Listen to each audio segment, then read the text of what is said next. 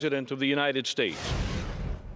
OK, well, let's get some reaction now and cross live to New Delhi to discuss the issue with the author, Sreeram Chaulia. He's with us. His latest book is called Trumped: Emerging Powers in a Post-American World. He's also Dean at the Jindal School of International Affairs. And you're very welcome, as usual. Thanks for coming on. It's strange, isn't it, this? Because Trump has been impeached and yet his popularity is going up. What's going on? That shows the disjuncture, Andrew, between the American liberal establishment and the general society. The fact is that Trump's approval ratings remain strong, as you just mentioned.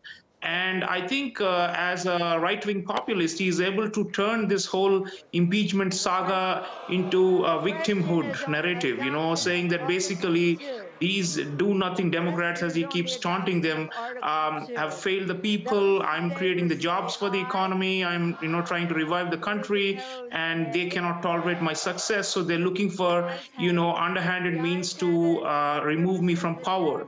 So I think it just shows the, the break between the establishment and the people, and it shows the power of populism.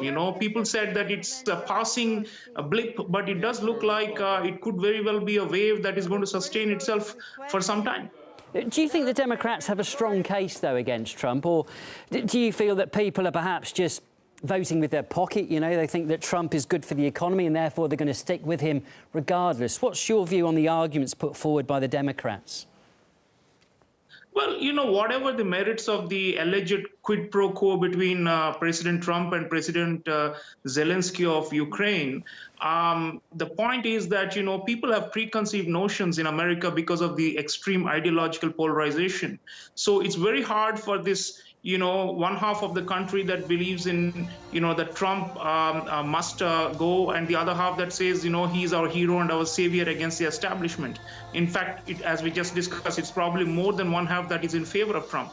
So I think they have already decided in advance, irrespective of the merit of the case, that whoever supports Trump and whoever believes America is corrupt and the establishment is broken, that they will side with him come what may. So, and it's hard to actually discern from all these, tidbits and the whistleblowers' accounts and all these things, whether really there was anything hanky-panky going on. The idea that Trump uses public office for private interest and for personal political gain, I mean, that is, it's really a political one. And I feel that the electorate is going to decide next November. And as far as the Senate goes, we're quite clear. If the way the vote went in the House, it remains that way, 53 Republicans to 45 Democrats. We are pretty sure that President Trump will be the Republican candidate on November 6th, 2020. Looking at Trump's reaction to this impeachment, I mean, he seems very relaxed and was making jokes about it. Did that surprise you? I mean, of course, people might think, he's in the clear and the Senate will sort of, throw this case out against him. But were you surprised at how he reacted? No, he's a fighter. I mean, end of the day, take away all his negatives for a moment. You do see that he's going to, put all his energies into the re-election.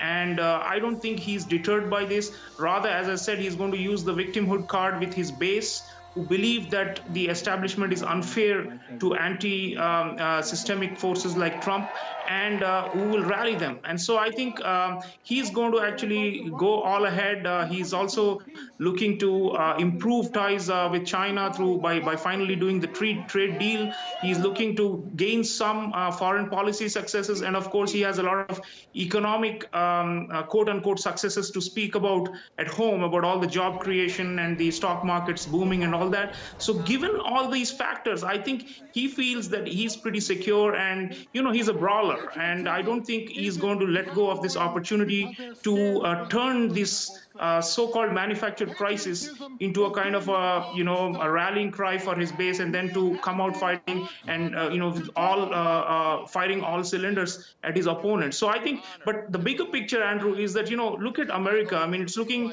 not really like an ideal democracy or like a kind of a mother of democracies or a country that is the land of freedom at all. I mean, just look at the divisions; they've all been laid exposed here. So whether Trump survives, I do believe he will will survive and he will go to re-election. But then the question is not that. And the bigger question is, what does this tell us about America's, failure and the repeated breakdowns of its system, and the log jams and the gridlocks and the total partisanship. It's almost like America has been split into two halves, and it's like half of America that is showing its power and influence in the world, which is also reduced as a result of this domestic strife within the US. So I think the US is coming out weaker as a whole. Seen from outside, this whole drama, and earlier under Obama's time, you'll remember there were these shutdowns and fiscal cliffs and all these things. These suggest that they need some fundamental reform, and certainly it has no right to speak about its democratic. We're going to have to wrap up there. We've run out of time, but I certainly get the gist of what you're saying. That was Sreeram Chaulia. Good to talk to you, Dean